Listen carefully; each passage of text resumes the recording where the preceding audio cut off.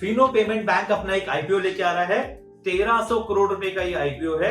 इसका लॉन्च है 29 अक्टूबर 2021 and closing on 2 नवंबर। इसकी जो अलॉटमेंट है वो है 9 नवंबर की एंड लिस्टिंग ऑन 12 नवंबर। इसका जो प्राइस बैंड है वो है 560 रुपीज से लेकर 577 रुपीज के बीच में।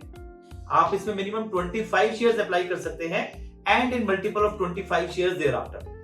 सो आप टोटल 325 शेयर्स अप्लाई कर सकते हैं under retail category at the rate of 577 rupees per share.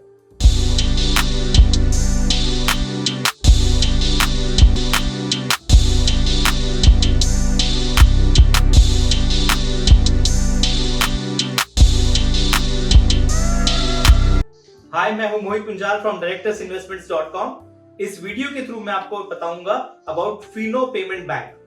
Fino payment bank अपना एक आईपीओ लेके आ रहा है। फिनो पेमेंट बैंक है क्या? फिनो पेमेंट बैंक एक ग्रोइंग फिनटेक कंपनी है जिसका जो मेन काम है वो है बैंकिंग से रिलेटेड। इसके अप्रोक्सीमेटली 6.42 लाख बैंकिंग मर्चेंट्स है। इसके अप्रोक्सीमेटली 54 ब्रांचेस है एंड 123 कस्टमर सर्विस पॉइंट्स है। इसका जो सबसे बड़ा स्ट्रेंथ है वो है इसके एटीएम्स। इसके एटीएम स्प्रेड अक्रॉस है all over India. 94% of the India is covered by Fino payment. इनके पास 2.5 लाख माइक्रो एटीएम्स है। इसका जो माइक्रो एटीएम का जो कवरेज है वो 55% ऑफ द माइक्रो एटीएम्स इनके पास है पूरे इंडिया का। 55% of the micro ATMs are with Fino payment banks. As per CRISIL report, Fino Payment has the largest network of micro ATM in India. 2020 का अगर हम ministry of information and technology के data देखें तो Fino Payment is the third among banks in facilitating digital payments across India, which is a very big thing. Fino Payment इस मामले में बहुत ही अग्रेसिव है in promoting digital platform in India. Fino payment की basket में बहुत कुछ है। इनके पास सेविंग अकाउंट्स हैं, डिफरेंट तरह के सेविंग अकाउंट्स हैं। सुविधा सेविंग अकाउंट, शुभ सेविंग अकाउंट, प्रथम saving account, different current accounts हैं। इनके पास फास्टैग है, इनके पास स्वीप अकाउंट फैसिलिटी है, इनके पास मोबाइल बैंकिंग है, इनके पास रेफरल लेंडिंग है, लाइफ इंश्योरेंस है, हेल्थ इंश्योरेंस है और साथ ये बड़े कॉर्पोरेट्स को भी मैनेज करते हैं। बहुत कुछ है फिनो पेमेंट के पास। इनके बास्केट में बहुत सारी चीजें अवेलेबल है। इन्होंने 2021 में 435 मिलियन ट्रांजैक्शंस की थी। कितनी बड़ी ट्रांजैक्शन नंबर है इनका। जो सबसे बड़ा स्ट्रेंथ है वो है इसका फोकस, कंपनी का focus towards the digital platform. They are very much focus and centric towards digital platform and micro ATMs. तो ये एक इनका बहुत बड़ा स्ट्रेंथ है। इनका जो दूसरा बड़ा स्ट्रेंथ है जो कि एक बहुत ही अच्छा है फॉर द इंडियन कम्युनिटी, वो है कि इनका जो फोकस है to bring the underprivileged people और undeprived people to the main banking stream. अगर हम 2020 का डाटा देखें तो अप्रोक्सीमेटली 18,200 फीमेल मर्चेंट थे जो कि बढ़ के 32,000 हो गए in the financial year 2021। For the female merchant इनका बहुत बड़ा फोकस है। They want to bring the people to the banking mainstream, specially to the female.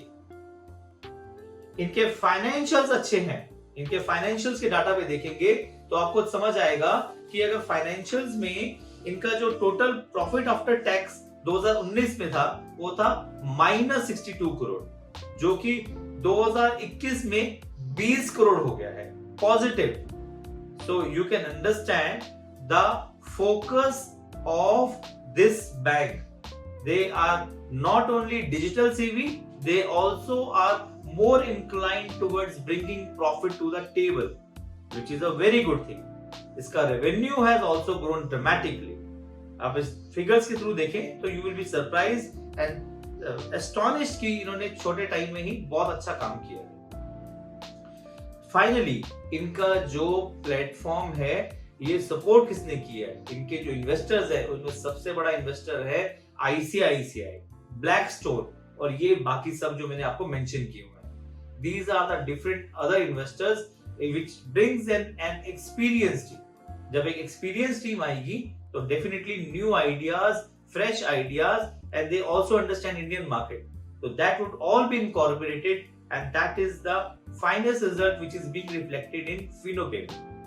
Fino Payment Bank का एक सबसे बड़ा जो रिस्क फैक्टर है ना, वो है इसका डिपेंडेंस ऑन 3 स्टेट्स.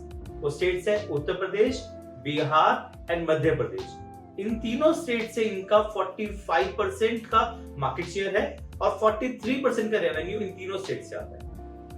तो वो एक सबसे बड़ा रिस्क फैक्टर है कि कुछ पॉलिटिकल या कुछ डिफरेंट चेंजेस हो जाएं, देन डेफिनेटली वो कहीं ना कहीं इंपैक्ट करेगा इसकी रेवेन्यूज एंड प्रॉफिटेबिलिटी. इसका जो दूसरा रिस्क फैक्टर है वो है कि इनका जो डिपेंडेंस है वो खाली डिपेंडेंस है वो है on commissions and brokerages which they receive from the respective merchants. तो वो एक बड़ा फैक्टर है. कल को कुछ ब्रोकरेज या कमीशन में कुछ चेंजेस हो जाएं तो डेफिनेटली वो कहीं ना कहीं इंपैक्ट करेगा. तीसरा रिस्क फैक्टर है कि इनका टेक्नोलॉजी पे डिपेंडेंस बहुत ज्यादा है, which is a very good thing. But कहीं ना कहीं कुछ डिसरप्शन, कुछ फेलियर्स, कुछ हैकिंग या कुछ ऐसा हो जाए तो कहीं ना कहीं वो उसके अंदर एक इंपैक्ट करेगा प्रॉफिटेबिलिटी में ओवरऑल. एंड लास्ट एक रिस्क फैक्टर है which is not actually risk factor कि इन्होंने अपनी एक लॉस मेकिंग प्रोपोजिशन को प्रॉफिट मेकिंग पे ले आए. But profit is not much on the cards, it's only 20 CR. तो ये 3-4 बेसिक रिस्क फैक्टर्स है अबाउट फिनो पेमेंट. इसके सिवाय मुझे फिनो पेमेंट के अंदर कहीं पे भी कुछ रिस्क नहीं दिखता. फिनो पेमेंट बैंक एक अच्छा IPO हो सकता है प्रोवाइडेड आप इसको रखें फॉर लॉन्ग टर्म.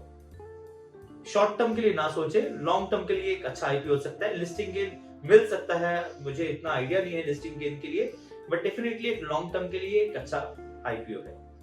जो भी कंटेंट्स मैंने इस वीडियो में शेयर किए हैं वो एजुकेशनल पर्पस के लिए है. प्लीज समझिए कि आपका अपना डिसीजन रहेगा इस पर्टिकुलर IPO में इन्वेस्ट करने का. मेरा काम रहता है आपको नॉलेज देना अबाउट दिस पर्टिकुलर IPO. आप मेरे सोशल मीडिया प्लेटफॉर्म से भी मेरे साथ जुड़े रह सकते हैं. आप मेरी वेबसाइट पे जाएं और इस पर्टिकुलर फिनो पेमेंट का डिटेल्ड ब्लॉग मेरी वेबसाइट में पढ़िए जहां पे हर एक चीज मेंशन है. आप मेरे साथ YouTube में भी जुड़े रह सकते हैं. Thank you.